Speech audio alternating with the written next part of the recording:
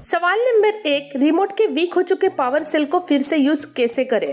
दोस्तों, power cell को remote से बाहर निकालिए और अपने दोनों हथेलियों के बीच में लेकर थोड़ी देर तक रब कीजिए। ऐसा करने पर आपके पावर सेल कम से कम एक क्रिकेट मैच तक आपका साथ जरूर देंगे। सवाल नंबर 2, पाकिस्तान में 6 गधों को क्यों गिरफ्तार किया गया था।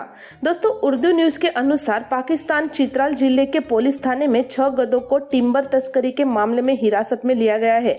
वही तस्करी में शामिल मुख्य आरोपी फरार हो गए हैं। गधों को लकड़ी की तस्करी को बढ़ावा देने के आरोप में अदालत में पेश किया गया था। सवाल नंबर 3, क्या मूत्र त्याग करने के तुरंत बाद पानी नहीं पीना चाहिए। दोस्तों, मूत्र त्याग करने के तुरंत बाद पानी नहीं पीना चाहिए क्योंकि मूत्र थैली के खाली होने के बाद कुछ अवयव उसमें अंदर ही अंदर निकलते हैं, जो तुरंत पानी पीने के बाद थैली में पानी के साथ नहीं घुल पाते और कालांतर में वही अवयव मूत्रदानी की पथरी का कारण बनते हैं। सवाल नंबर 4, भारत में पिन कोड की शुरुआत किसने की थी। दोस्तों, भारत में पिन कोड की शुरुआत का श्रेय श्री राम भिकाजी वेलनकर को जाता है। इसकी शुरुआत 15 अगस्त 1972 से हुई थी। सवाल नंबर 5, अगर जहर खा चुके चूहे को बिल्ली खा जाए तो क्या बिल्ली मर जाएगी। दोस्तों, चूहों को मारने के लिए उपयोग किए जाने वाले केमिकल्स हमेशा जहरीले होते हैं। यदि चूहे ने सांस लेने की प्रक्रिया को बाधित करने वाले केमिकल्स का सेवन किया है तो उसका शिकार करने वाली बिल्ली पर कोई असर नहीं पड़ेगा। लेकिन यदि चूहे ने खून में शामिल होने वाले जहरीले केमिकल को खा लिया है तो निश्चित रूप से बिल्ली पर भी उसका असर दिखाई देगा। सवाल नंबर 6, लौकी को इंग्लिश में क्या कहते हैं। दोस्तों, लौकी को इंग्लिश में कैलाबाश और ग्रीन गार्ड और बॉटल गार्ड कहा जाता है क्योंकि यह देखने में बॉटल की तरह दिखाई देती है। संस्कृत में इसे तुम्बी, गुजराती में दूधी, उर्दू में तुम्बरी कहा जाता है। सवाल नंबर 7, स्मार्टफोन की लाइफ कितने साल तक होती है। दोस्तों, स्मार्टफोन बनाने वाली कंपनी बहुत चतुर होती है। वह लगातार सॉफ्टवेयर अपडेट करती रहती है जिससे धीरे धीरे स्मार्टफोन का प्रोसेसर धीमा होने लगता है। वही कंपनियां 2 या 3 साल बाद स्मार्टफोन की एसेसरीज बनाना बंद कर देती है और मजबूरन आपको अपना स्मार्टफोन बदलना पड़ता है। सवाल नंबर 8, यदि चलती ट्रेन में ड्राइवर बेहोश हो जाए तो क्या होगा। दोस्तों, ट्रेन के ड्राइवर को यदि नींद आ जाए या फिर वह किसी भी कारण से बेहोश हो जाए तो उसके साथ एक असिस्टेंट ड्राइवर होता है। वह सबसे पहले ड्राइवर को जगाने की कोशिश करेगा। यदि स्थिति सामान्य नहीं हुई तो वह ट्रेन को सुरक्षित स्थान तक पहुंचाने के लिए सक्षम है। सवाल नंबर 9, शैम्पू का आविष्कार किसने किया था। दोस्तों, 1927 में बर्लिन में जर्मन आविष्कारक हंस श्वार्ज़कॉफ द्वारा तरल शैम्पू का आविष्कार किया गया था जिसे पहली बार यूरोप में बेचा गया था।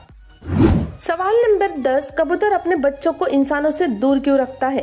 दोस्तों, आपको जानकर आश्चर्य होगा कि कबूतर नर और मादा दोनों अपने बच्चों को दूध पिला सकते हैं। कबूतर के दूध को क्रॉप मिल्क कहते हैं। जब तक कबूतर का बच्चा सक्षम नहीं हो जाता उसे घोंसले से बाहर नहीं निकाला जाता।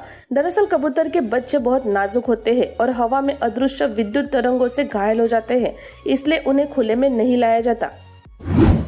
सवाल नंबर 11, हमेशा नाक से ही सांस क्यों लेनी चाहिए। दोस्तों, क्योंकि नाक से सांस लेने पर केवल ऑक्सीजन अंदर जाती है, जबकि मुंह से सांस लेने पर ऑक्सीजन के साथ कार्बन डाइऑक्साइड और नाइट्रोजन आदि गैस भी शरीर के अंदर चली जाती है। इसलिए हमेशा नाक से सांस लेने को कहा जाता है। सवाल नंबर 12, 300 साल पुराना जल महल पानी में कैसे खड़ा है। दोस्तों, राजस्थान में स्थित जल महल का निर्माण 1699 में हुआ था। इस महल के किसी भी कोने से पानी का रिसाव नहीं होता है क्योंकि इसे बनाने में मजबूत चूना पत्थरों का इस्तेमाल किया गया है और काफी मोटी मोटी दीवारें बनाई गई है। सवाल नंबर 13, बाथरूम सिंक में एक एक्स्ट्रा छेद क्यों होता है। दोस्तों, बाथरूम सिंक का पाइप बालों के गुच्छे या शैम्पू पाउच आदि के कारण अक्सर जाम हो जाता है। ऐसी स्थिति में यदि किसी से बाथरूम सिंक का नल खुला छूट गया तो पानी सिंक से ओवरफ्लो कर पूरे बाथरूम में भर जाएगा। लेकिन यदि यह छोटा सा छेद आपके बाथरूम सिंक के अंदर बना हुआ है तो पानी इसके रास्ते नाली में बह जाएगा। सवाल नंबर 14, भारत में किस जगह सोने के रेजर से शेविंग करते हैं। दोस्तों, पुणे के एक सैलून में 80 ग्राम सोने के रेजर से लोगों की दाढ़ी बनाई जाती है जिसकी कीमत 4 लाख भारतीय रुपए है। इस सैलून में एक बार दाढ़ी बनवाने का 100 रुपए चार्ज लिया जाता है। सवाल नंबर 15, अगर बिना मोबाइल लगाए चार्जर ऑन कर दे तो क्या बिजली का बिल आएगा? दोस्तों, ज्यादातर लोग सॉकेट में मोबाइल चार्जर लगा हुआ छोड़ देते हैं जबकि चार्जर का स्विच ऑन होता है। मोबाइल चार्जर ऑन होने की स्थिति में बिजली की खपत शुरू कर देता है। यह इतनी कम मात्रा में होती है कि बिजली की खपत नापने वाले सबसे सूक्ष्म मीटर से भी इसका पता नहीं लगाया जा सकता।